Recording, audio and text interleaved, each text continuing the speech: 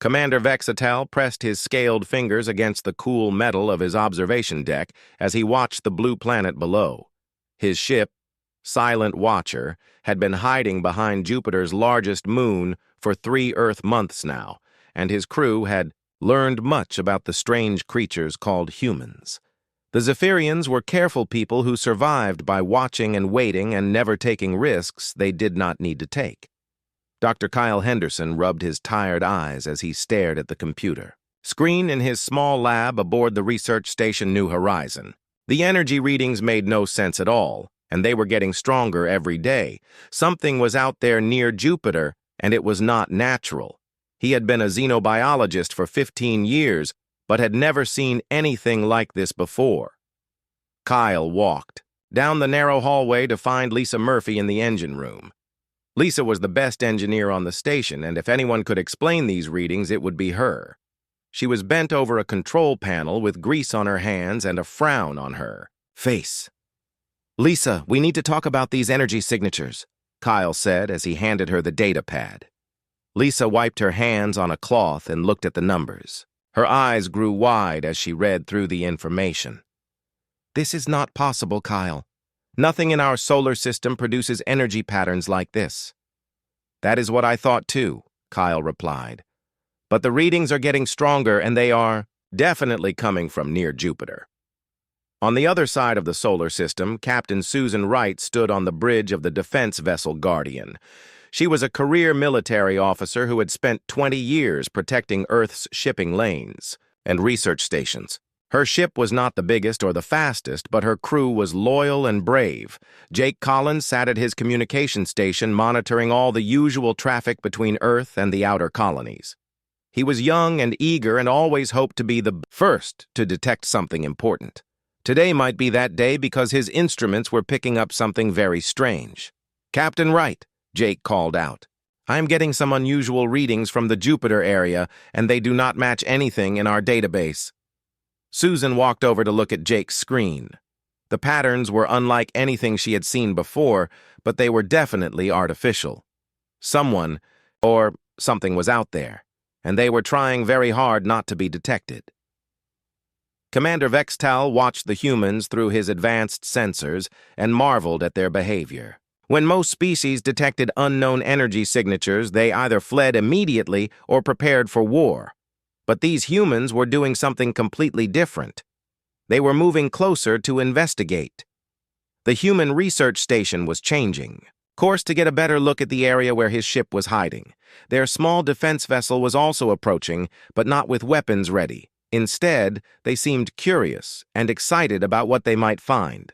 "Commander," said his science officer, Creedon, "the humans are not following any logical response pattern. They should be afraid of unknown contacts." Vextal nodded slowly. "I have been watching them for months, Creedon, and they rarely do what we expect them to do." Kyle and Lisa worked together to modify their sensors for a deeper scan of the Jupiter area. The energy readings were definitely coming from something large and metallic, but the object seemed to be trying to stay hidden behind one of the moons. "We need to get Captain Wright involved in this," Lisa said as she ran another scan. "If there is something out there that does not want to be found, we might need military backup." Susan Wright received the call from the research station and immediately changed course to meet them. Her crew was nervous about investigating unknown contacts, but she could see the excitement in their eyes too. Humans had always wondered if they were alone in the universe, and today they might get their answer. The solar storm hit without warning. Space weather was always dangerous near Jupiter, but this storm was bigger than usual. Most ships would have immediately retreated to a safe distance, but the humans did something that amazed Commander Vextal. Instead of running away, the research station, New Horizon, moved between the storm and a nearby mining facility to shield the workers there. Captain Wright's ship Guardian took position to protect both vessels even though it put her crew in serious danger. "Why are they not retreating?" asked Creedan as he watched the human ships face the storm. "They could escape easily if they left. Now!" Commander Vextal studied the human behavior with growing interest. "They are protecting others, Creedan, even though it puts them at risk." Kyle worked frantically at his station as energy from the solar storm battered their shields. The ship was shaking badly and several systems were failing, but they held their position. Lisa kept the engines running, even as power fluctuated wildly. On the Guardian, Jake Collins opened all communication frequencies and began broadcasting a simple message toward the hidden object near Jupiter's moon. Unknown vessel, this is Jake. Collins of Earth Ship Guardian. We know you are there and we want to talk. Please respond. The message reached the silent watcher, and Commander Vextal faced a choice his people had never made before. For the first time in Zephyrian history, they had found a species that seemed more interested in helping than fighting. As the solar storm raged around both ships, he made a decision that would change everything. Open communication channel, he told his crew. It is time to meet the humans. Danny Rodriguez was having coffee in his office when the first alarm went off. As facility chief of the asteroid mining station Titan's Edge, he had heard many alarms over the years, but this one made his blood run cold. It was the sound that meant the containment systems were failing, and they had maybe 30 minutes before everything exploded. Claire Thompson was in the safety control room when her screens lit up with red warnings. She had been safety officer for 8 years and had trained for this moment but hoped it would never come. The refined materials in Storage Bay 7 were becoming unstable, and if they exploded, they would take out 3 shipping lanes and kill thousands of people. Commander Vextal watched from his hidden ship as the humans on the mining station began to panic. His sensors showed massive energy building up in their storage systems, and he calculated they had very little time before a catastrophic explosion. Any intelligent species would evacuate immediately and let the facility be destroyed, to save themselves. Danny ran through the corridors as crew members rushed past him toward the escape pods. The station was shaking as the containment fields fluctuated wildly, and he could hear the groaning of metal under stress. He reached the safety control room where Claire was working frantically at her console. "How bad is it, Claire?" Danny asked, though he already knew the answer from her face. "We have maybe 25 minutes before the whole thing goes up," Claire replied without looking away from her screens. "The explosion will be big enough to destroy anything within 1,000 kilometers." Danny nodded and activated the station-wide communication system. His voice echoed through every corridor and work area as he spoke to his crew. "All personnel, this is Chief Rodriguez. We have a containment failure in Storage Bay 7 and need immediate evacuation. This is not a drill." Alex Chen was working in the maintenance section when he heard the announcement. He was a good man who had worked on mining stations for 12 years and knew what a containment failure meant. Instead of heading for the escape pods like everyone else, he ran toward Storage Bay 7. Beth Martinez was in the medical bay treating a worker with a broken arm when the evacuation order came. As the station's medical officer, she knew her duty was to help others escape safely, but she also knew that someone would need to stay behind to help the people who were trying to fix the problem. Commander Vextal studied the human response with growing confusion. Most of the crew were evacuating as expected, but several humans were moving toward the danger instead of away from it. This behavior made no sense to him or his science team. "Commander, the humans are not all fleeing," reported Cree Dan. "Some are moving closer to the unstable materials." "I see that," Vextal replied. "Monitor them closely and try to understand why they would choose certain death." Claire watched her instruments as the containment field strength dropped another 5%. At this rate, they had 18 minutes left before the explosion. She looked up as Alex Chen entered the control room carrying a toolkit and wearing a radiation suit. "Alex, what are you doing here?" she asked. "You should be on an escape pod by now." "Someone needs to help fix this thing," Alex replied as he opened his toolkit. "Besides, I know these systems better than anyone, and if we can stabilize the field manually, we might be able to prevent the explosion." Danny stared at Alex for a moment before nodding. "Claire, how many people have evacuated so far?" "About 80%, she answered. But we still have 43 crew members on board, and the last escape pod launches in 10 minutes. Then, "We better get to work," Danny said as he put on his own radiation suit. Beth Martinez arrived at the control room with her medical kit and a determined look on her face. "If you three are staying, then you will need medical support," she said simply. The four humans worked together as the mining station continued to shake around them. Alex crawled through maintenance tunnels to reach the manual controls while Claire monitored the containment field from her station. Danny coordinated their efforts while Beth stood ready to help anyone who was injured. Commander Vextal could not believe what he was seeing. These humans had chosen to face certain death to protect people they would never meet. The shipping lanes that would be destroyed carried vessels from many different colonies, and none of the people on those ships even knew the mining station existed. "Why would they sacrifice themselves for strangers?" asked Creedan. "I do not know," Vextal replied. "But we must learn more about this behavior." Alex reached the manual controls deep in the station's core and began the dangerous process of stabilizing the containment field by hand. The radiation levels were deadly, but he worked steadily, while Claire gave him instructions over the communication system. "Field strength is up 2%, Claire called out. "Keep doing whatever you are doing, Alex." Danny watched the countdown timer as it showed less than 8 minutes remaining. Even if they could stabilize the field, there was no guarantee they could escape before the final safety systems activated and sealed the station permanently.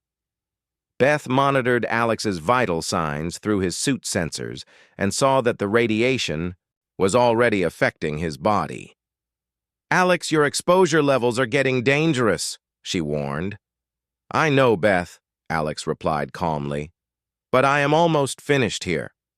The containment field stabilized with 4 minutes to spare, but Alex collapsed from radiation poisoning as soon as he completed the manual override. Beth rushed to help him while Danny and Claire made sure the systems would stay stable.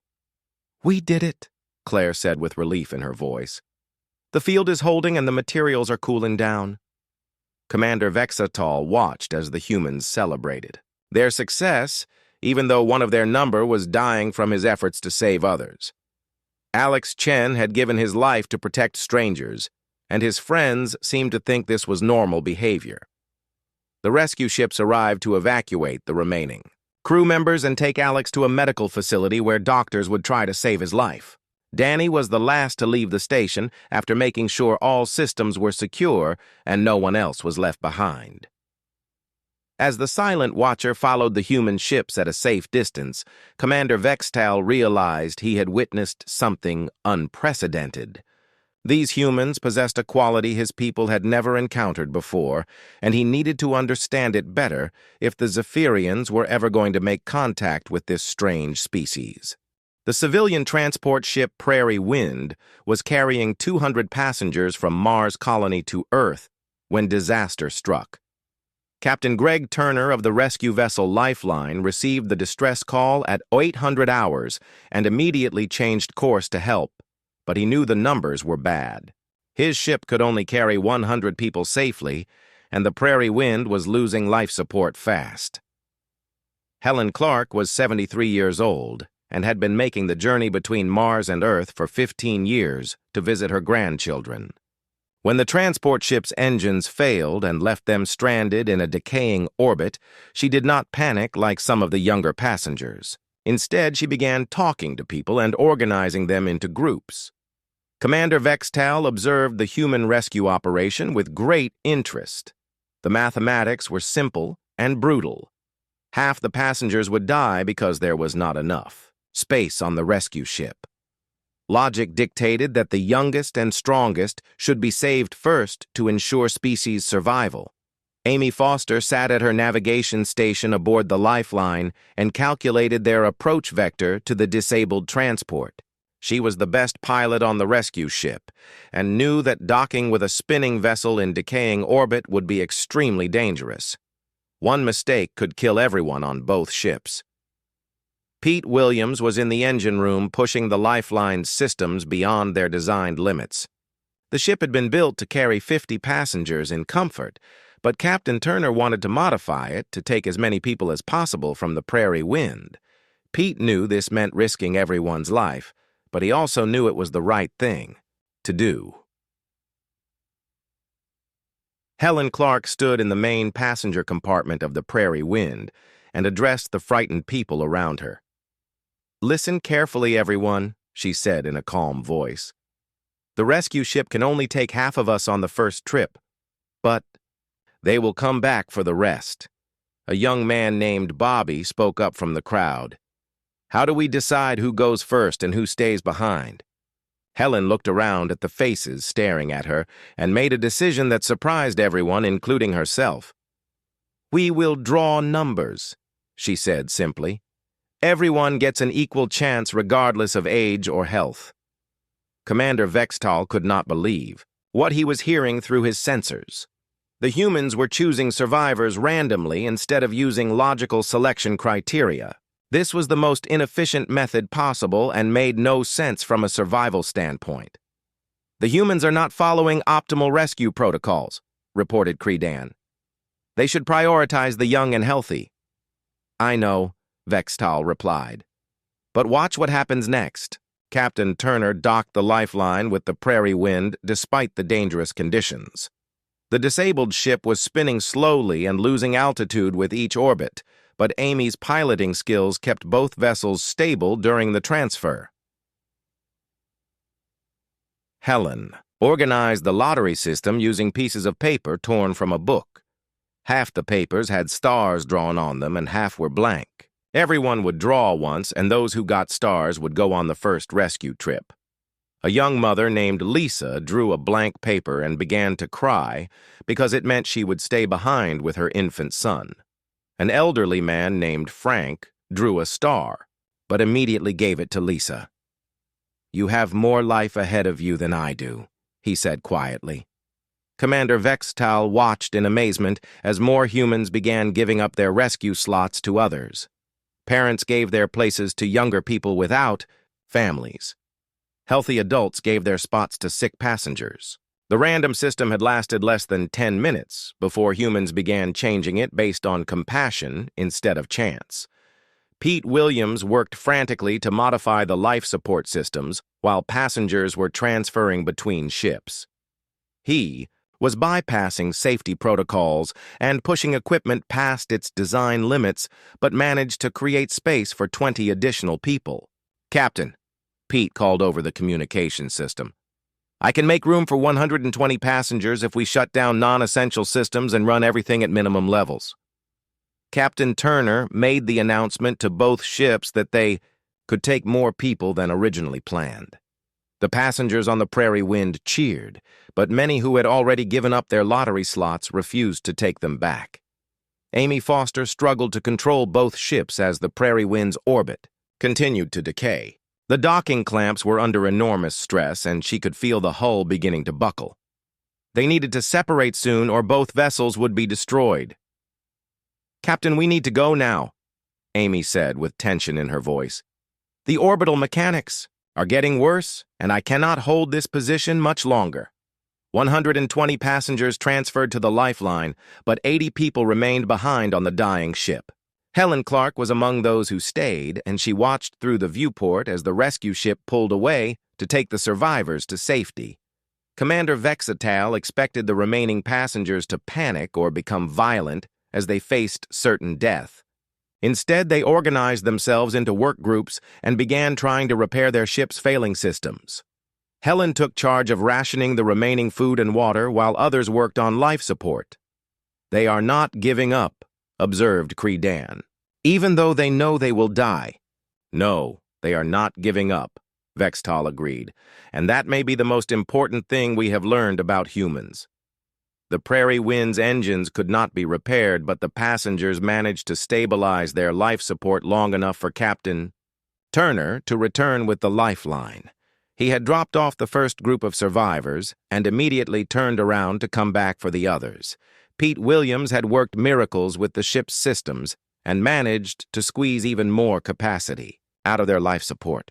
The second rescue operation took all 80 remaining passengers off the Prairie Wind just minutes before its orbit finally decayed completely. Helen Clark was among the last to board the Lifeline, and she thanked Captain Turner personally for coming back for them. "We knew you would return," she said with a smile. "Humans do not abandon each other." Commander Vextal filed his observations in the ship's log and noted that human behavior continued to defy all logical predictions. They seemed to operate on principles that prioritized group survival over individual welfare and chose hope over despair, even in impossible situations. As the Silent Watcher followed the rescue ship back to Mars colony, Vextal realized his people had much to learn about courage and sacrifice. These humans possessed qualities that might make them either the most valuable allies or the most dangerous enemies in the galaxy. Julia Baker was reviewing crop reports in her office when the emergency message arrived from Earth Command. As colonial administrator of Haven's Rest, she had managed the agricultural colony for 6 years, but nothing had prepared her for this news. A massive asteroid storm was heading directly toward their planet and would arrive in 18 hours. Rick Adams received the same message in the Defense Coordinator's office and immediately began calculating their options. The math was brutal and simple. They had 50,000 people on Haven's Rest and only enough evacuation ships for maybe 5,000. The asteroid storm would destroy everything on the planet's surface, and there was nowhere to hide. Commander Vextal monitored the human communications from his hidden observation post and noted their response to the approaching disaster. Most intelligent species would begin immediate evacuation of essential personnel and abandon the rest. But these humans seemed to be doing something completely different. Carlos Rivera was deep underground in the main mining facility when he heard about the asteroid storm. As mining chief, he knew every tunnel and cavern on the planet and understood that the underground areas might provide some protection, but he also knew that converting mining equipment into defense systems was almost impossible. Nina Brooks worked in the atmospheric engineering station and had spent years studying Haven's Rest weather patterns. When she heard about the asteroid storm, she immediately began calculating wind currents and impact zones. If they could deflect even a few of the larger asteroids, it might reduce the damage enough for some people to survive. Julia called an emergency meeting of all department heads and colonial leaders. The conference room was packed with worried faces as she explained the situation. "We have 18 hours before impact and not enough ships to evacuate everyone," she said calmly. "But we are not giving up." Rick Adams stood up and addressed the room. "I know this seems impossible, but we have options. Carlos thinks we can modify mining equipment to shoot down some of the smaller asteroids. Nina has identified areas where we might be able to deflect the storm using underground explosions." Commander Vextal listened to the human planning session with growing amazement. Instead of accepting their fate or fighting over limited evacuation, these humans were preparing to battle an asteroid storm. It was the most illogical response possible, and yet they seemed completely serious about it. Dr. Alan Scott was the colony's chief geologist and had studied the planet's underground structure for 8 years. When he heard the defense plans, he immediately began calculating seismic charges that could create underground shock waves. The explosions might deflect some asteroids, but they could also trigger earthquakes that would destroy the colony anyway. Children throughout the colony were organized into supply teams that carried equipment and materials to the defense positions. Elderly residents took over communication duties and coordinated between different work groups. Everyone contributed something, even if they could not operate the heavy machinery. Carlos worked with his mining crew to convert ore extractors into improvised weapon systems. The machines were never designed to shoot at moving targets, but his people were creative and determined. They welded armor plating onto the equipment and modified the control systems for better targeting. Nina coordinated with atmospheric engineers across the colony to set up weather monitoring stations. By tracking wind patterns and air pressure, they could predict where the asteroids would hit and possibly redirect some of them using controlled explosions. Commander Vextal watched as the entire human colony transformed into a military operation in just a few hours.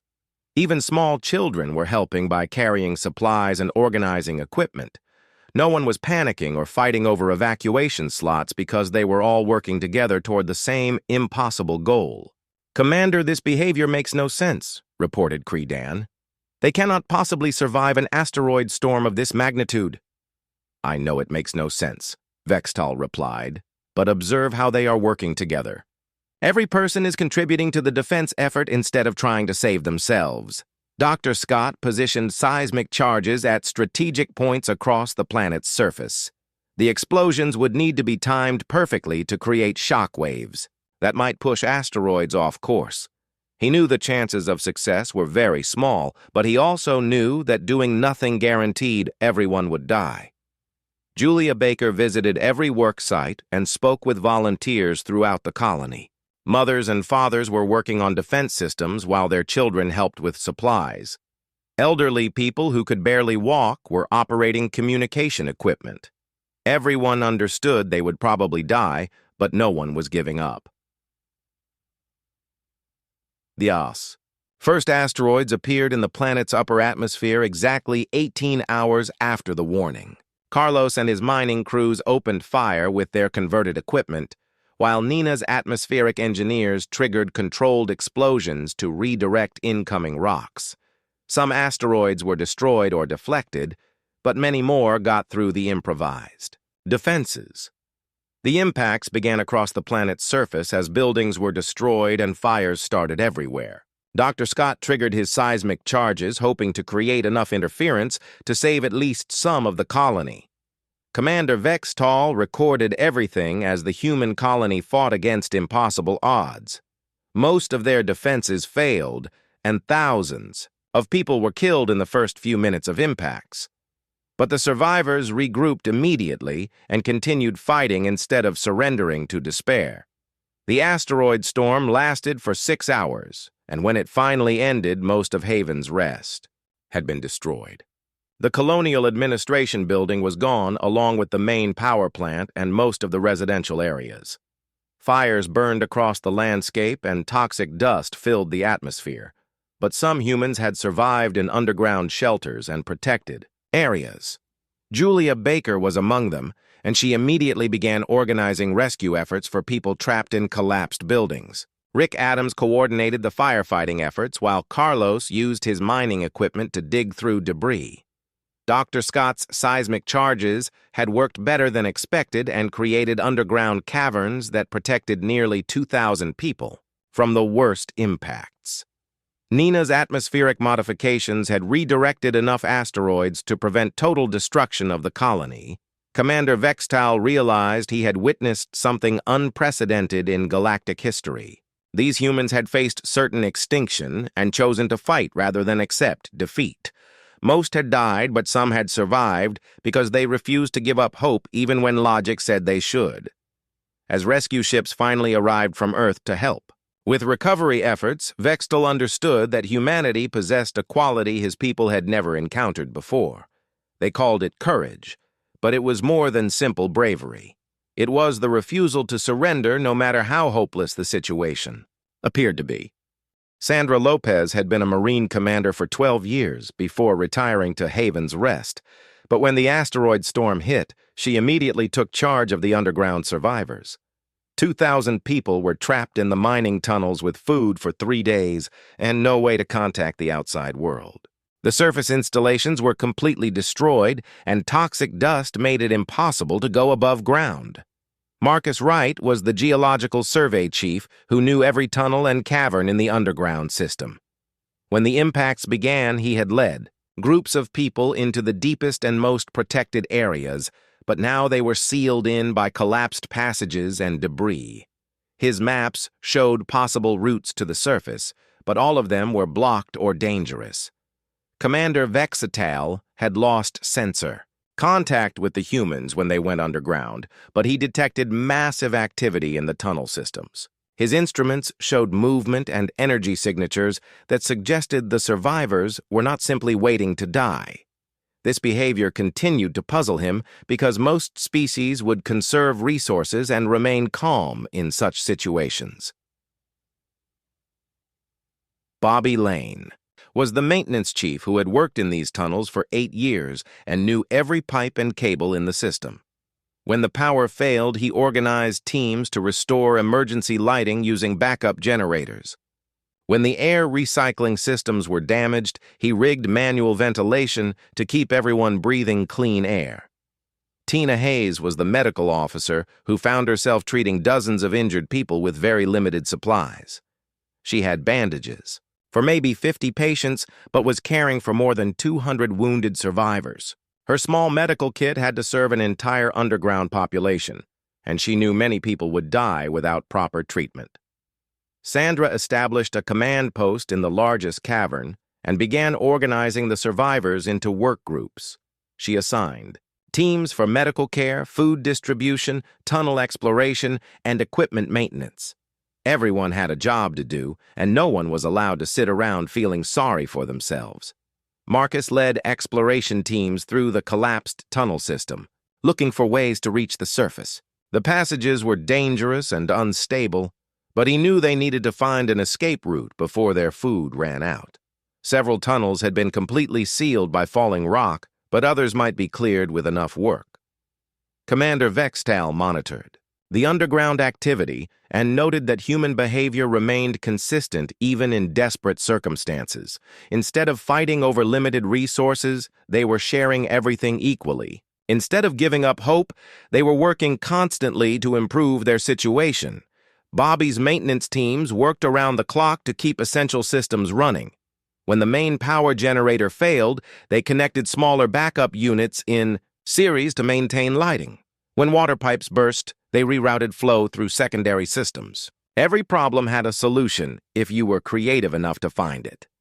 Tina organized medical training for anyone willing to learn basic first aid. With so many injured people, she needed help from volunteers who had no medical experience. She taught children how to change bandages and showed elderly people how to monitor vital signs. The food situation became critical on the second day when Sandra realized their supplies would not last as long as expected. She implemented strict rationing that reduced everyone's meals to bare minimum levels. Some people complained, but most understood that sharing scarce resources was their only chance for survival. Marcus discovered a partially collapsed tunnel that might lead to the surface if they could clear away enough debris. The passage was narrow and dangerous, but it offered their only hope of escape. He organized digging teams to work in shifts around the clock. Commander Vextal observed as the humans adapted to their underground prison with remarkable efficiency. They had created a functioning society in the most difficult conditions possible. Children attended makeshift schools while adults worked on survival projects. They even organized entertainment activities to maintain morale. Bobby rigged a communication system using old mining equipment that allowed different groups to stay in contact throughout the tunnel complex. The system was primitive, but it helped coordinate work efforts and prevented people from feeling isolated in the darkness. Tina set up a hospital area in one of the larger caverns where the most seriously injured patients could receive concentrated care. She had volunteers working as nurses and orderlies while she focused on the most critical cases. Many people were saved who would have died without organized medical attention. On the third day, Ryan Burke discovered a section of tunnel that had not completely collapsed. The young engineer thought he could see daylight through a small opening, but the passage was too unstable for adults to explore safely. Only someone very small might be able to get through. Sandra faced the most difficult decision of her life when Ryan explained the situation. They could send children through the dangerous passage to reach the surface and call for help, but it would put young lives at risk. The adults could stay behind and wait for rescue, but their food would run out in 2 days. The parents made the choice themselves when Sandra explained the situation. They volunteered their children for the dangerous mission because it offered the best chance for everyone to survive. The children were brave and eager to help, even though they understood the risks involved. Marcus led the children to the collapsed tunnel and showed them the narrow opening that might lead to the surface. The passage was barely wide enough for a small person and filled with loose rocks that could fall at any moment. But several children volunteered immediately. Commander Vextal watched in amazement as human adults risked their children's lives to save everyone else. Most species would protect their young above all other considerations, but these humans were willing to sacrifice anything for the group's survival. 12-year-old Katie Murphy was the smallest child in the group and volunteered to go first through the dangerous passage. Her parents were terrified, but they knew she had the best chance of reaching the surface safely. She crawled through the narrow opening while everyone held their breath. Katie emerged on the surface after 2 hours of careful climbing through loose rock and debris.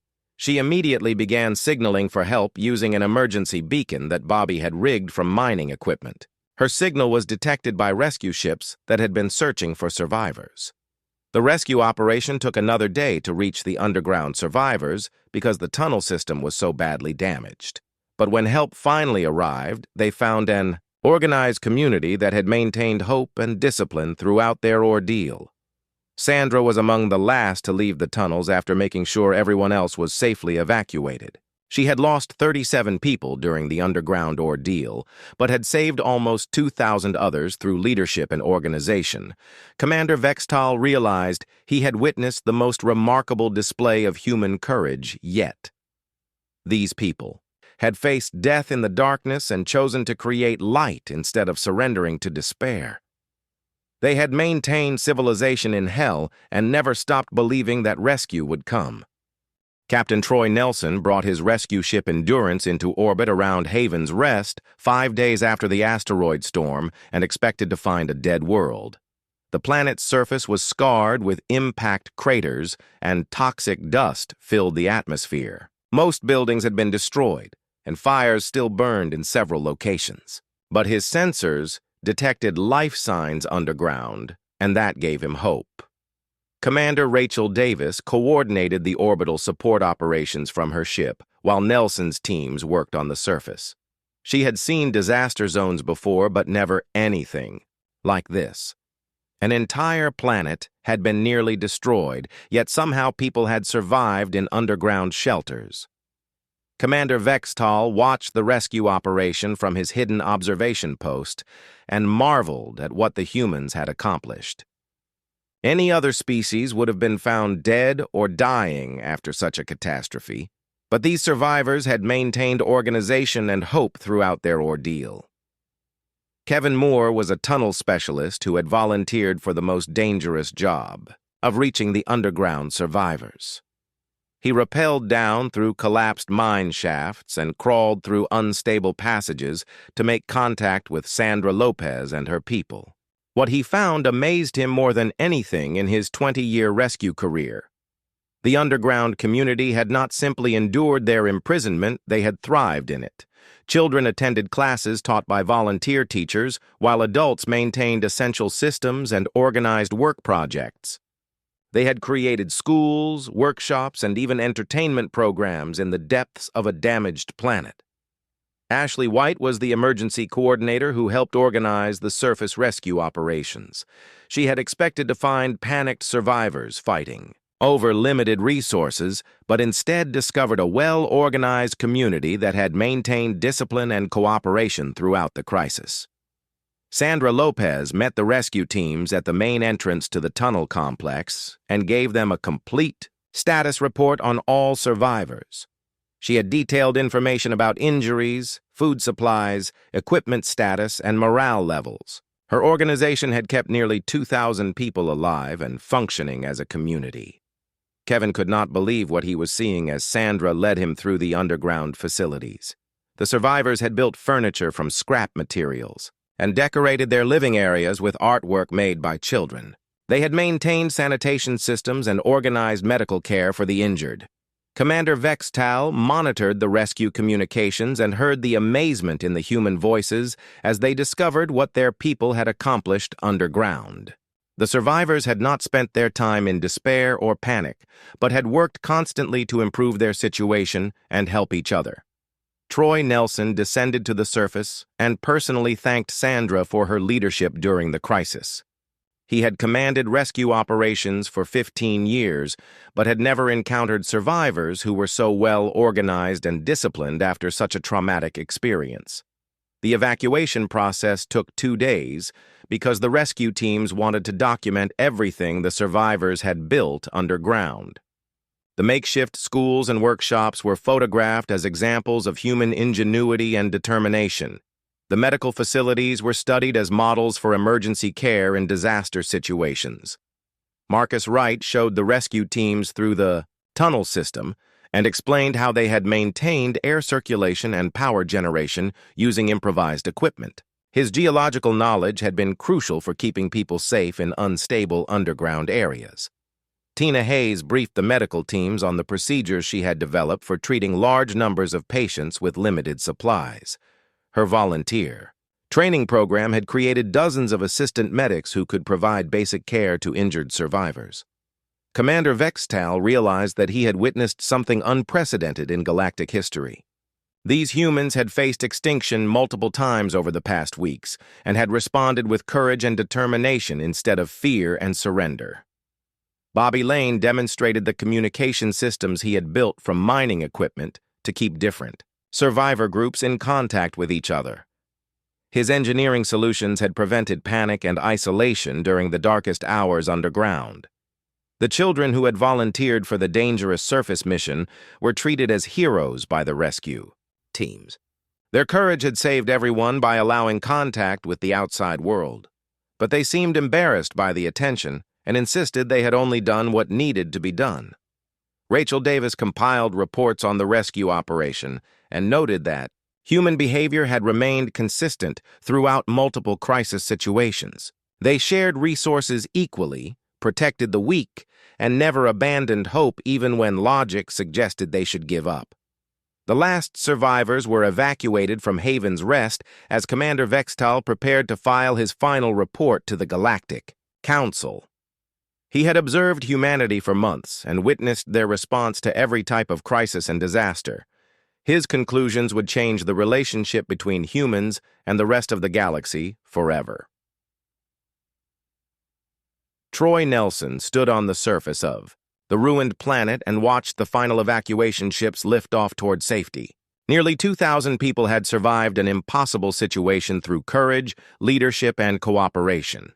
It was a testament to everything that made humanity special. Commander Vextal activated his long-range communication system and began transmitting his report to the Zephyrian homeworld. Galactic Council, this is Commander Vextal of the observation vessel Silent Watcher reporting on the human species after extensive study. His report continued with detailed observations about human behavior under extreme stress. These humans possess a quality we have never encountered in any known species. They call it courage, but it encompasses far more than simple bravery or risk-taking behavior. Vextal explained how humans consistently chose to help others even at the cost of their own safety. They will sacrifice themselves for strangers and share resources with those who have nothing to offer in return. When faced with certain death, they choose to fight rather than surrender. The report documented specific examples of human courage from the mining station crisis to the underground survival ordeal. Most remarkable is their refusal to abandon hope regardless of how desperate their situation becomes. They maintain organization and discipline when other species would collapse into chaos. Commander Vextal concluded his report with a recommendation that would reshape galactic politics. The humans represent either our greatest potential ally or our most dangerous enemy. Their capacity for courage and sacrifice makes them unpredictable and potentially unstoppable. I recommend immediate alliance negotiations. The response from the Galactic Council came within hours. Commander Vextal, you are authorized to make formal contact with the human leadership and begin diplomatic relations. Your observations suggest this species could be valuable partners in our exploration of the galaxy. Vextal smiled as he prepared to reveal his ship to the humans and begin the process of first contact. After months of observation, he understood that courage was not just a human characteristic but their defining quality. It made them unique among all known species and worthy of respect from the entire galaxy.